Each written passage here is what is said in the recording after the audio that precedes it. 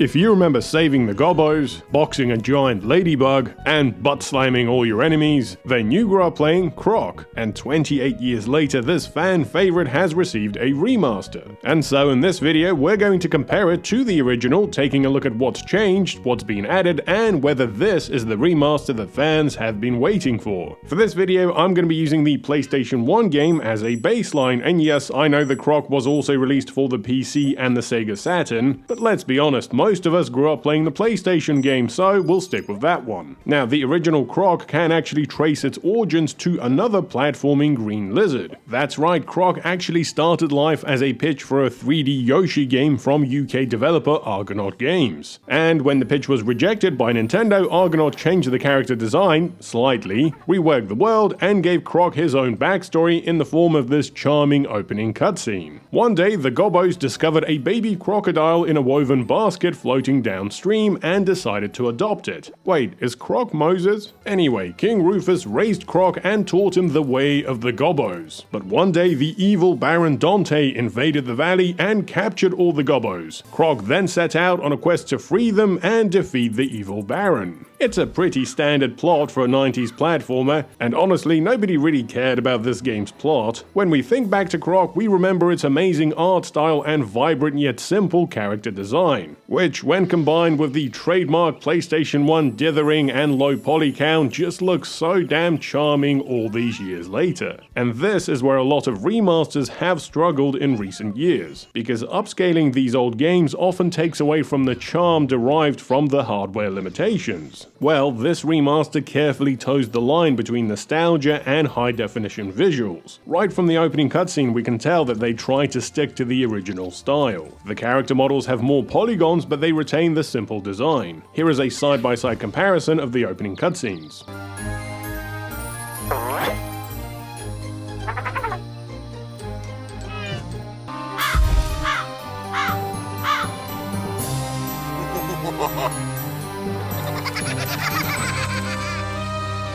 This also expands to the gameplay itself. All the levels have the same layout and dimensions as the original, but now some of the polygons have a few more vertices. As for the textures, it seems to be a mixture of both original upscaled content and brand new textures created in the style of the original game, which is a nice touch and shows that the developers put in extra effort instead of just running everything through the AI upscaler. Here is a comparison of some of the same environments.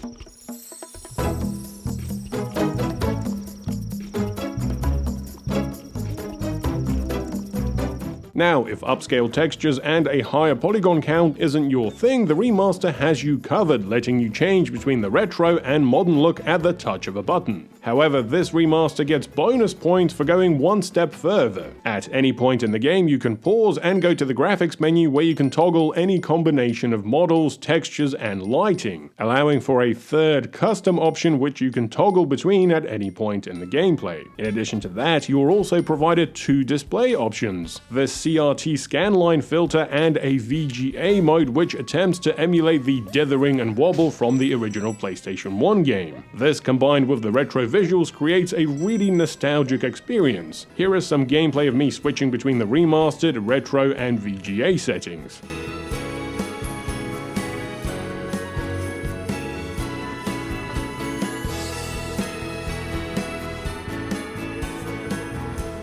Okay, so the remaster does well in the visual department, but what about the gameplay? We all love the original game, but let's be honest, some of the gameplay was a bit frustrating. Croc had all the usual platforming moves like the jump, the tail whip, and the butt stomp. Look at that, absolute buns of steel. However, moving Croc was always a bit awkward. This was the era of tank controls, but Croc didn't really have tank controls, he controlled more like a car. He couldn't turn on an axis, you had to move him forward and then turn. Look, he even had a reverse gear. The developers tried to compensate for this by mapping a 180 turn onto the circle button and also letting you shimmy from side to side using the shoulder buttons. The swimming controls were even worse, they felt like you had dipped your DualShock underwater. Who knew that crocodiles could be so bad at swimming? The gameplay was also hindered by the camera, which was supposed to be fixed on Croc's back, but half the time it just did whatever the hell it wanted. Now, I can't give the original that much flack for the poor camera because this was the dawn of 3D platformers and most games had camera issues. This game did at least have dynamic camera, which was mapped onto the right analog stick. Now, when it comes to the remaster, at first glance it feels like not much has changed in the gameplay department. Croc still has the tail whip, the butt slam, and the 180 turn, but after a few moments you realize that the developers have subtly altered the movement controls. Croc still has the wide turning circle, but he doesn't control like a 94 Corolla anymore. He now has true analog movement and can actually turn around properly this time. The swimming controls have also received a big overhaul, feeling way more precise this time. I think the developers did a good job of striking a balance between Croc feeling like he used to, but with just enough enhancements to take out the frustrating elements from the gameplay. The camera is also very similar to the original, but now does a better job of following Croc. I mean, it still gets lost from time to time, but you can now recenter it with the press of the right analog stick. And these camera improvements make platforming in the second half of the game a lot more enjoyable, which means that I can finally make it through the leap of faith level without losing my mind.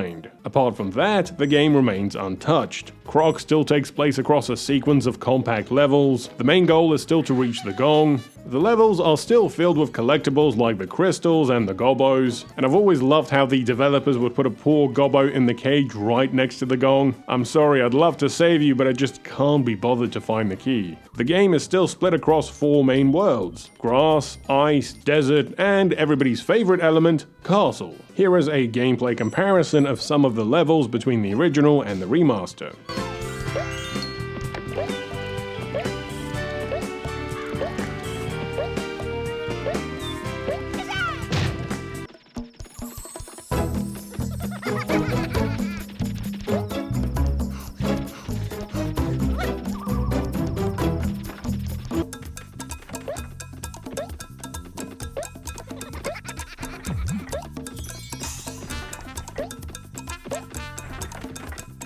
In addition to all the classic levels, the worlds still have the same boss battles we remember growing up, each prompted by a classic cutscene.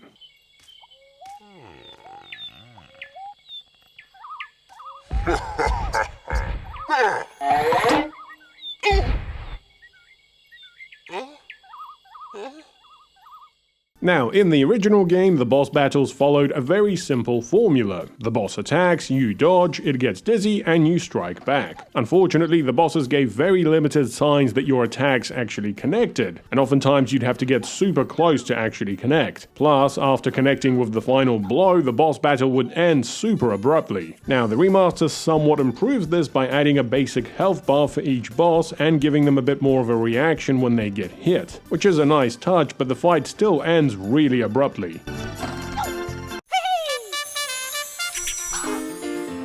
And that's the thing about this remaster, the developers focused on giving us a ton of visual options and touched up the controls and camera, but the core of the gameplay still remains untouched. You still slide around all over the place on the ice, the jelly jump is still super satisfying, the crystals still act like the Sonic rings, the levels are still filled with the same weird and wonderful enemies, including these pain-in-the-ass fire trail guys, the final Baron boss fight is still comprised of 3 sections, and you'll still find yourself forgetting that this game has no double jump and accidentally butt slamming into the abyss.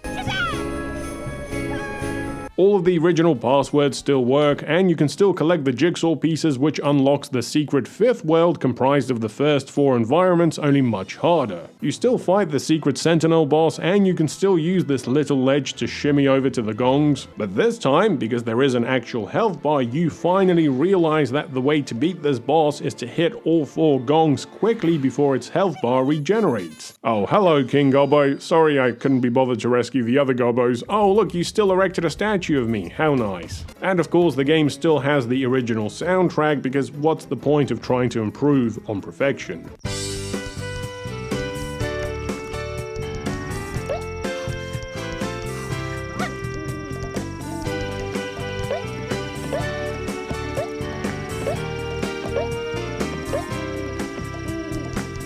That's it for the gameplay. However, the remaster also includes the Crocopedia filled with all sorts of behind-the-scenes content. We've got a bunch of developer interviews, game design documents ranging from concept art to character to animations. Damn, I think we missed out having this thing as the main character. We've also got videos of test levels, the soundtrack, and a ton of other content. My favorite being the original design docs presented in the style of an old binder. And so there we have it, the original Croc compared to the remaster. So, how good is it? Well, I think as far as modern remasters go, Croc is definitely one of the better ones. It retains the level design, charm, and gameplay structure while modernizing the controls and camera just enough to improve it without taking away from the charm of the original. The variety of graphical and visual options is a great touch, meaning that most players will be able to find a mode suitable to their tastes. For returning players, this is an easy, updated way of experiencing a nostalgic platformer. And for new players, this offers a piece of early 3D platforming history, now with smoother gameplay and quality of life updates. But that's just my take. Please let me know your thoughts on Croc in the comments below.